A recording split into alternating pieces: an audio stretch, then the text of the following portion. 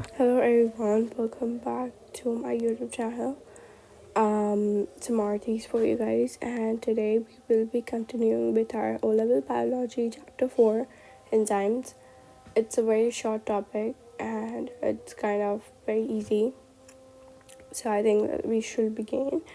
So, we'll begin with what are enzymes. We will generally know its qualities, its characteristics, and then we'll move forward to the chapter. So, in the chapter enzymes, we should know about the characteristics of enzyme. How does it behaves.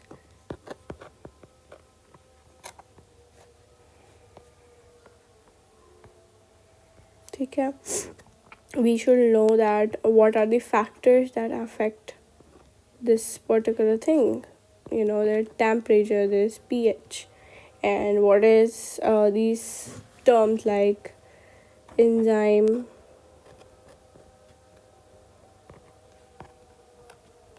Substrate complex.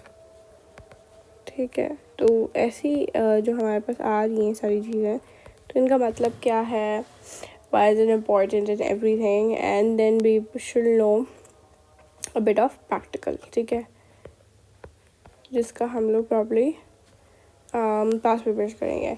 So yeah, so this is the thing that I guess we should know in the chapter enzyme. Apart from that, all is good. Today we'll learn about the characteristics of the enzymes. Well, let's start. Enzymes. Okay, so before beginning, we should know that what was one thing due to which we got the name enzyme. So enzymes was actually found in the East. ठीक है, in the East, found in East. We got it in East first time, and that's why it's a Greek word and it means inside the East.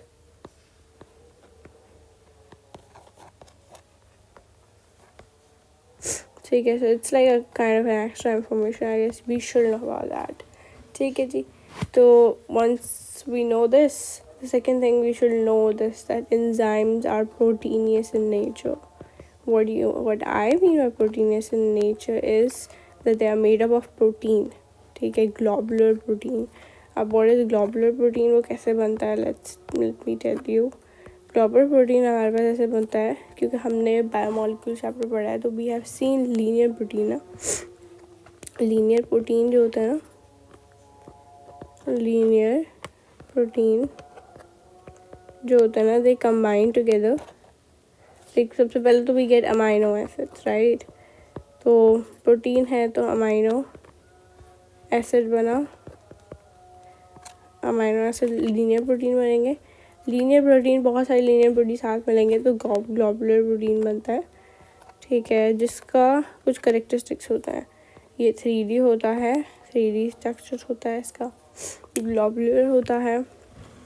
ठीक है, तो ये proteinaceous in nature है सबसे पहले, जिसकी वजह से इसके पास बहुत सारे फैक्टर्स भी आते हैं. बिकॉज प्रोटीन है ना, they can not handle a different temperature, खुद डी नेचर हो जाते हैं, जो हम आगे जाके पढ़ने वाले हैं. ठीक है, सो एक ये है.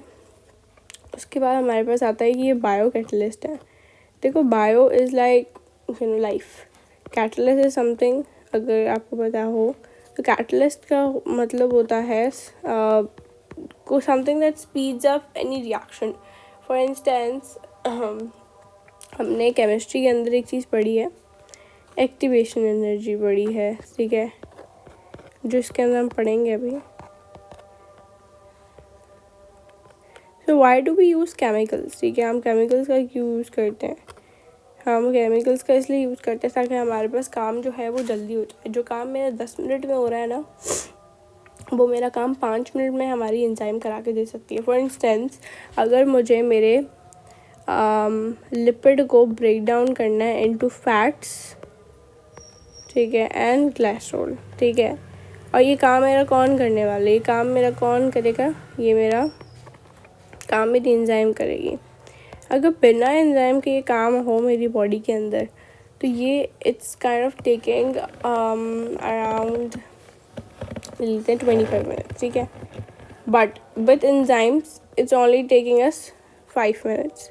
तो एंजाइम क्या चीज़ होती है? एंजाइम एक ऐसी चीज़ होती है जो हमारे काम को स्पीड अप करता है, ठीक है। और अगर हम आगे देखें तो it's a bio catalyst, it is a catalyst in nature, it helps us in reactions, ठीक है। Third is it's that specificity एक आता है इसका मतलब ये होता है कि भाई हमारे पास जब भी एंजाइम होता है ना, तो एंजाइम की शक्ल कुछ ऐसी होती है, मतलब जनरली जो बनता है ना, ठीक है, कुछ ऐसी शक्ल होती है। एंडिंग वाला आप थोड़ा पढ़ लो, ठीक है, कुछ ऐसी सी शक्ल होती है इसकी।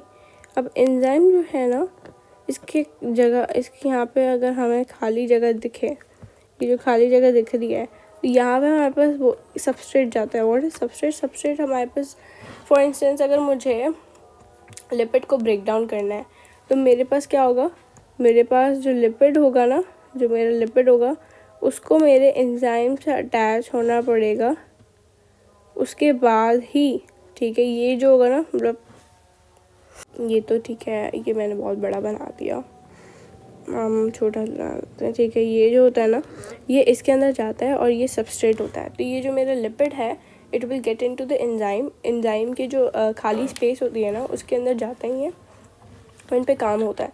तो अब यहाँ पे बोल रहे हैं कि हमारे पास जो एंजाइम है उनकी स्पेसिफिसिटी है। इसका मतलब ये है कि ऐसा नहीं हो सकता कि अगर मेरे पास लिपिड है, ठीक है, अगर मेरे पास लिपिड है, तो लिपिड जो है ना वो उस एंजाइम के साथ अटैच हो जाए जो प्रोटीन को ब्रेक डाउन करता है। हर चीज़ को ब्रेक डाउन करने के लिए एक स्पेसिफिक एंजाइम है, इसका मतलब ये होता है।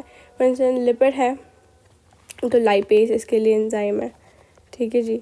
लाइपेज इसके लिए एक एंजाइम बना दिया कि अगर लिपिड को ब्रेक डाउन करना है तो सिर्फ लाइपेज एंजाइम आएगी जो अटैच होगी उसके साथ, और फिर ही काम होगा, वरना नहीं होगा। उसके बाद हमारे पास होता है अमाइलेज। हमारे पास हमारी बॉडी में 2 जगह होता है, एक हमारा स्लाइवरी अमाइलेज होता है, एक होता है पेनक्रियाटिक अमाइलेज, ठीक है। ये हमारे पास स्टार्च को ब्रेक डाउन करता है, ठीक है। उसके बाद अगर मैं बात करूँ तो हमारे पास पेप्सिन होता है, स्टमक के अंदर होता है हमारे पास,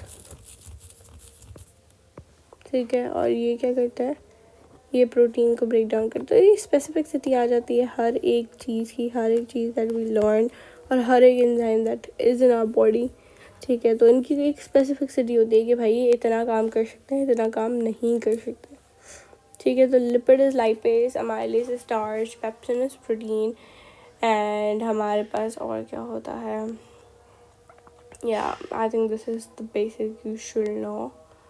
बाकी और क्या होता है, amylase is also found in, हाँ हो गया। Protease enzyme is also use in order to break down protein. Blood के क्लॉट्स को जो है ना, जैसे फॉर इंस्टेंस अगर हमारे कपड़े हैं उस पर ब्लड के क्लॉट्स लग जाएं, ठीक है, तो आप उसको कैसे दो, आप यू यूज़ डिटर्जेंट्स। अब वो डिटर्जेंट्स के अंदर कौन सी एंजाइम्स होनी चाहिए, वो होनी चाहिए हमारे पास प्रोटीएज एंजाइम उसके अंदर होनी चाहिए, ताकि वो हमारे पास सही से ब्रेक डाउन हो, ठीक है। तो ये सारी चीज़ें हमारे पास हैं, ठीक है। ये हमारे पास 3 मेन हम बोल सकते हैं कि हमारे पास इनके करेक्टरिस्टिक्स हैं।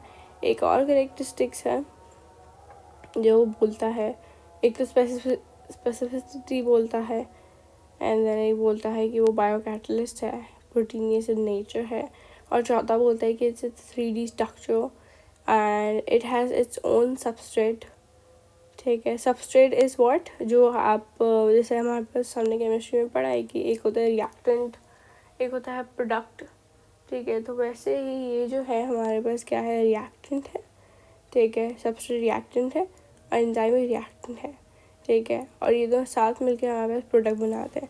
अब एक चीज़ हमें ध्यान में रखनी है कि भाई एंजाइम जो होता है ना, वो कभी रिएक्शन के अंदर यूज़ नहीं होता है, ठीक है, मतलब वो कभी यूज़ नहीं हो जाता, वो हमेशा वैसा का वैसा ही रहता है। Enzymes can be reused, this is a statement कि एंजाइम जो है ना, दे कैन बी रीयूज्ड, ठीक है,